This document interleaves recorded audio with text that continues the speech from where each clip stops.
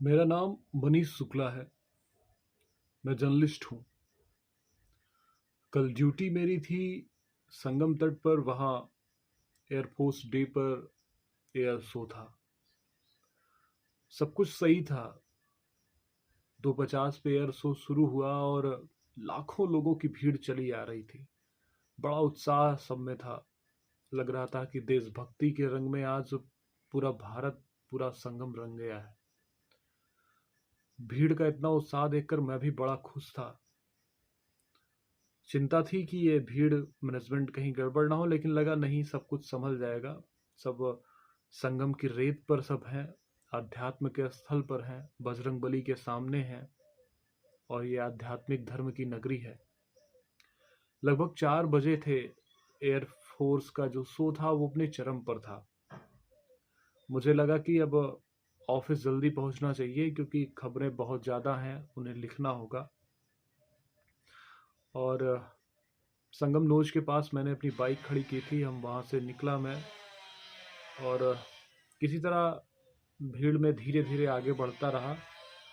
और ढाल पर जब चढ़ाई शुरू होती है, वहाँ पहुँचने के बाद भीड़ का रेला आता है।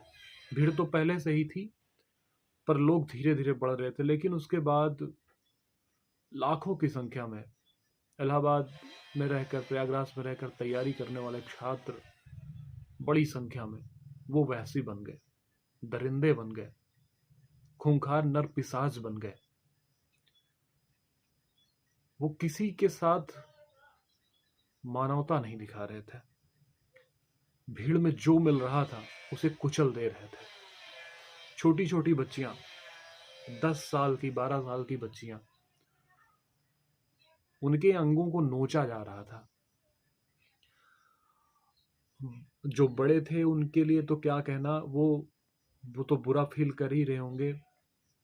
उनके शरीर के साथ जो दुर्व्यवहार हो रहा था वो मैं आंखों से देख रहा था। लड़ रहा था। मेरी बाइक इस दौरान करीब 3 बार पलट दी गई। मेरे हाथ में चोटें आई। मेरा इंडिकेटर बाइक का टूट गया, फाइबर फट गया है, ब्रेक काम नहीं कर रही है, कांच तोड़ दिया गया। और जब वो भीड़ के लोग आते, सब नई उम्र के एकदम लड़के, एकदम नई उम्र के, सब तैयारी करने वाले, बस भीड़ में जिसको भी पाते, लड़कियों को पाते तो उन्हें दबोचते, उनके अंगों को दबाते, खींचते, वहशीपन दिखाते, मतलब खा जाना चाह रहे थे। ऐसी दरिंदगी मैंने अपने जीवन में नहीं देखी थी। मेरी बहनें भी कुछ उसमें फंसी हुई थी, उसी भीड़ में। जाहिर है उनके साथ क्या हुआ होगा।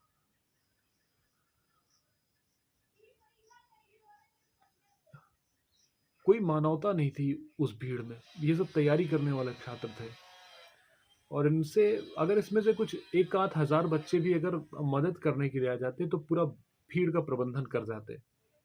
लेकिन जिम्मेदारी तो छोड़िए, इन्हें मौका मिल गया था नोचने का, अपनी हवस पूरी करने का। मैं जहाँ पे ढाल के पास बिल्कुल मोड़ था, सामने वीआईपी रोड था, उसको ब्लॉक कर दिया गया था। उधर पे जाम था, पुलिस उधर नहीं जाने दे रही थी। वो दाहिने तरफ लोगों को मोड़ रही थी और उस तरफ रेला मुड़ रहा था। मेरे इस बगल एक साइकिल में एक बूढ़ा आदमी था, उसके बगल में भी एक बूढ़े जन थे, और वो बाइक पर किसी को बैठा हुए थे। वो पूरी तरीके से धक्कों से एकदम रो रहे थे। कोई मार कर चला जा रहा था, कोई कुछ करके रो रहे थे कि भैया हम मर जाओ, भैया बचाए ला। मैं अपनी जी भर की कोशिश कर रहा था कि उनको बचा लूं, किसी तरह कुछ कर लूं, पर नहीं कर पा रहा था। कोई बाइक मेरी आके पीछे धक्का दे के गिरा रहा था, कोई मार के जा रहा था, कोई हाथ पे, कोई पीठ पे, लगातार चोट। और भीड़ आती। 3 बार जब मेरी बाइकें गिरी, मेरा पैर अभी काम नहीं कर रहा है, जांग के पास एकदम हिस्सा है, मतलब बिल्कुल काम जाम हो चुका है। बार बार बाइकें गिराती। कुछ अच्छे बच्चे भी थे जो मदद करते, जब बाइक गिरने लगती तब संभालते, गाली गलौज करते, लड़ते, मेरे लिए भी वो लड़ते, बाइक उठाने का प्रयास करते। लगभग इस प्रक्रिया में 30 से 40 मिनट में, अगर 5-6 कदम आगे बढ़ जाता तो मैं किनारे हो जाता, पर वो 5-6 कदम भी बढ़ने नहीं दिए जा रहे थे। अप्रत्याशित भीड़ थी और उसका वहशीपन इतना बुरा था, इतना बुरा था। मैं जहाँ खड़ा था वहाँ मुझसे आगे एक लगभग 8 से 9 साल की बच्ची रही होगी, उसके साथ उसका बड़ा भाई भी था। भीड़ उसके शरीर के किसी अंग को नहीं छोड़ रही थी जो नोचना ना चाह रही हो। वो भाई लड़ रहा था उसके लिए। मैंने कई बार भाई इधर आ जाओ, मेरे बच्ची को बचाने का प्रयास किया, तो हाथ में कोई मार देता, उसको खींच लेते भीड़ के अंदर। कुछ महिलाएं भी उसको बचाने के लिए आई कि बेटा मेरे पास आ जाओ, मेरे पास आ जाओ, लेकिन भीड़ मान नहीं रही थी। मतलब अब छोटी बच्चियों को साथ, मतलब अब मैं क्या कहूँ, हद कर दिए थे। आप उनको शब्दों में बयां ही नहीं कर सकते कि कितना दुख और दर्द उसमें मैं महसूस कर रहा था। 2-3 बार बाइक गिरने के बाद फिर कुछ बच्चों ने मेरी मदद की और वो लड़ झगड़ कर मुझको किनारे तक, 5 कदम आके किनारे तक ले गए। बाइक मेरी खड़ी हुई। उस वक्त मेरे हाथ पैर में इतनी चोट लग चुकी थी और बाइक रोकते रोकते इतना दुख दर्द हो रहा था कि पैर हाथ कांप रहे थे। मैं 5 मिनट मेरी समझ में नहीं आ रहा, तो मैं बैठा वहां पे जमीन पे ही बैठ गया एकदम। थोड़ा सा राहत हुई तो सामने भीड़ में बच्चों को फंसा देखकर, लड़कियों बेटियों बहनों को फंसा देखकर हिम्मत बांधी और फिर मैं बीच में गया। जितने लोगों को भी बचा सकता था उनको किनारे ले आता, उनको रोकता कि आप यहीं रुको, भीड़ जब खत्म हो जाए तब आगे बढ़ना। करीब 100 से 200 लोगों तक जितना भी हो सका मैंने मदद इस तरह पहुंचाई। लोगों से कहता भाई आप लोग भी मदद करो, पर कोई कुछ सुनने को तैयार नहीं था। गला इतना सूख चुका था, इतना सूख चुका था कि लग रहा था कि बिना पानी के कहीं जान ना निकल जाए। भीड़ में भी जब मैं भीड़ में फंसा था तो ऐसा ही वक्त आया, लग रहा था कि आज या तो बचूंगा ही नहीं। मन कर रहा था बाइक में गिरा दूं और किनारे किसी तरह से भाग जाऊं, लेकिन बाइक गिराने तक नहीं, अगर मतलब बाइक गिरती तो मेरा पैर उसी में दब जाता और टूट जाता। तब लग रहा था जान चली जाएगी, सांस फूल रही थी। लोग इतने ज्यादा सटे हुए थे, इतने ज्यादा सटे हुए थे कि कोई चल नहीं रहा था। उसे वो अपने आप धक्के से, मतलब धक्के से चल रहा था, कोई अपने आप पैर रख के नहीं चल पा रहा था। सबसे ज्यादा महिलाओं, बच्चियों, लड़कियों की हालत खराब थी। वो मतलब शब्द में नहीं कह पा रहा हूं मैं क्या कहना चाह रहा हूं। मतलब भीड़, ये सोचिए कि छोटा बघाड़ा की जो रेलवे क्रॉसिंग थी वो 50 मिनट तक बंद नहीं हो पाई। सरयू एक्सप्रेस आके सामने खड़ी हुई थी और भीड़ का रेला नहीं खत्म हो रहा था, तो ट्रेन को रोक दिया गया। संगम स्टेशन पर सरयू एक्सप्रेस में 50 से 60 हजार लोग इस तरह से चढ़ गए कि उनको पैदल न प्रयाग तक जाना पड़े। वो संगम से प्रयागराज पैदल न जाना पड़े, इसलिए चढ़ गए और उसकी चैन पुलिंग करके गाड़ी को आगे नहीं बढ़ने दिया जा रहा था। रेलवे पटरी पर हजारों लोग, हर सड़क पर हजारों लोग, पूरा पुल जाम, पूरी रोड जाम। और कोई भी, हर कोई, मतलब लग रहा था कितनी जल्दी कोई पहुंच जाए। क्या मिल रहा था, कोई मदद करने के लिए तैयार नहीं था। पुलिस हाथ पर हाथ धारे बांधे हुए खड़ी थी। उनके पास कोई रणनीति ही नहीं थी, सब कुछ प्रबंधन पूरा फेल था। मतलब 25 से 26 लाख लोग उसी जगह में आ गए। जिस माघ मेले में जब लोग आते हैं, कुंभ में आते हैं, तो अतिरिक्त फोर्स होती है, पूरा प्रबंधन होता है कि किस तरीके से लोगों को बाहर निकालना है। सिर्फ वीआईपीओ के लिए सुविधा रखी गई थी कि हाँ वीआईपी आएंगे तो उनको हम कैसा निकालेंगे। ऐसे नहीं होता है। अगर प्रबंधन फेल था, पुलिस फेल था, तो आप जिम्मेदार थे, हम जिम्मेदार थे, हमें अपनी जिम्मेदारी निभानी चाहिए थी। किसी ने अपनी जिम्मेदारी नहीं निभाई, वैसे ही बने रहे सब। आप तैयारी करने आए हैं, जीवन में क्या करेंगे, संभव कुछ नहीं कर पाएंगे। कल को आपको जनसेवा करनी होगी, सिविल सेवक बनेंगे, पुलिस में जाएंगे, डिफेंस में जाएंगे, ऐसे जाके सेवा करेंगे। मैं मदद कर रहा था क्योंकि मुझे पता था मेरी भी बहन ऐसे ही फंसी होगी, शायद उसकी कोई मदद कर रहा होगा। सुबह मेरी जब बात हुई उससे, तो उसका दर्द सुनकर सिर्फ रो सकता हूँ, मैं कुछ कर नहीं सकता हूँ। मुझसे बहुत बड़ी गलती हो गई थी कि मैंने उन सबको भेजा कि देखो ये जीवन में मौका ऐसा पहली बार आता है। हाँ, सच में जीवन में पहली बार ही मौका आया। अब जैसे वैसियों को उसने देखा, लाखों वैसियों को देखा, एक एक वैसी को देखा। वो दर्द से उठ नहीं पा रही हैं, बुखार है, शरीर में इतना दर्द है कि बिस्तर से नहीं उठ पा रहे हैं। पर जीवन में ऐसा एक्सपीरियंस कभी नहीं हुआ। लग रहा है कोई बुरा सपना देखा था, उसी सपने से उठा हूं। रात में जब हम ऑफिस पहुंचे तो 3 दर्द की गोली या बुखार की गोली खाकर कंप्यूटर पे बैठे हैं काम करने के लिए, खबरें लिखी हैं। इलेक्ट्रॉल के 3-3 पैकेट हमने 3 लीटर पानी करीब 1 घंटे के अंदर पिए। तब थोड़ी सी जान में जान आई कि थोड़ा काम कर सकते हैं। ठीक है, आपने हमने नहीं जाने दिया। सिर्फ ये मेरे साथ नहीं था, जितने वहाँ पत्रकार थे या जो भी लोग अपनी ड्यूटी वहाँ कर रहे थे, उन सबके साथ भी एक जैसा ही व्यवहार हुआ। मेरे ऑफिस में ही जितने लोग गए थे, जितने स्टाफ थे, रिपोर्टर्स थे, सबकी लगभग गाड़ियाँ पलट दी गई, मारपीट की गई।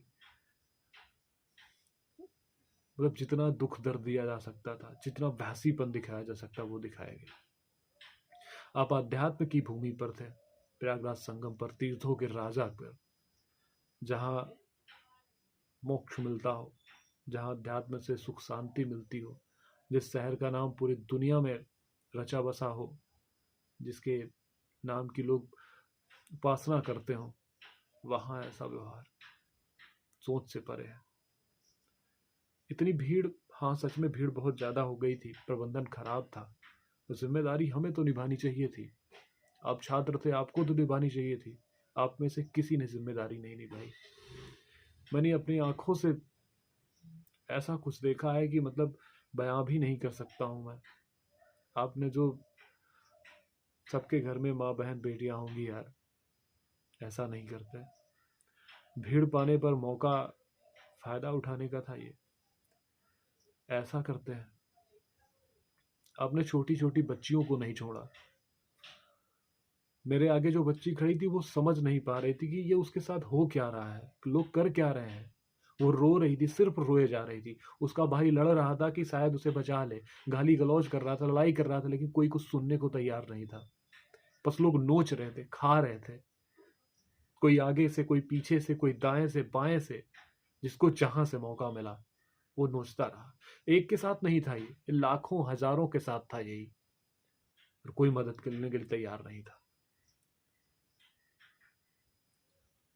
खबर नहीं लिख सकता हूं, दर्द तो बयां कैसे करूं, बर्दाश्त नहीं हो रहा है, इसलिए बयां कर रहा हूं। अभी सोकर उठा हूं, रात में 1 बजे के आसपास घर पहुंचा हूं, और दर्द इतना हो रहा है, शरीर में इतना पेन है कि मतलब क्या कहूं। घर पर किसी को बताया नहीं। मतलब मैं तो अपनी बहनों के लिए भी फील कर रहा हूँ कि उनके साथ क्या हुआ। मेरी हिम्मत नहीं पड़ी रात में कि उनको फ़ोन करके पूछ लूँ। वो तैयारी करती हैं इलाहाबाद में कि क्या, कैसी हो तुम, क्या ऐसी थी, क्योंकि मैं जान रहा था उनके साथ क्या हुआ होगा। हिम्मत नहीं पड़ रही है किसी से बात करने की। जैसे ऐसा नहीं करते, हमें जिम्मेदार बनना होगा। हम भारतीय नागरिक हैं, जहाँ संस्कृति और सभ्यता होती है। ये सभ्यता का परिचायक नहीं था, यह आतंक था, यह आतंकवादी हरकतें थी। बाहरी आक्रांता जब हमारे देश पर हमला किया करते थे, तो इसी तरह से हमारी बहन बेटियों के साथ वह अत्याचार करते थे। वो आपने किया, भारतीय नागरिक होकर किया। आपको शर्म आनी चाहिए, डूब कर मर जाना चाहिए। कैसे जाके आप अपने माता पिता से आंख मिलाएंगे, अपने बहन को कैसे देखेंगे, क्या सामना करेंगे उसका यार। जो जिसके साथ गया था उसके साथ रह नहीं पाया, इतनी आपने उसको, आप एयर शो देखने नहीं आए थे। वहां जहां देशभक्ति की हिलोर बह रही थी, वहां देशभक्ति आप में तनिक भी नजर नहीं आई। झूठा आपका वंदे मातरम का नारा था, जय हिंद का नारा था। आप झूठी भारत माता की जय बोलते हैं। जब नारी का सम्मान नहीं करना चाहते आप। बहुत दुख है, बहुत दर्द है, और बड़ा निराश हूं मैं प्रयागराज की इस धरती पर ऐसा कुछ देख करके। जीवन में ईश्वर कभी ऐसा दिन न दिखाए, ये बुरा सपना मैं भूल जाऊं, यही सोचूंगा। ये दिन कभी याद न रहे दोबारा। बहुत दर्द है। कल का जो सीन देखा है वो बर्दाश्त नहीं होता, बार बार एकदम झकझोर रहा है मुझे। उम्मीद है कि दोबारा ऐसा आप नहीं करेंगे, या करेंगे शायद नहीं मानेंगे। वंदे मातरम, जय हिंद।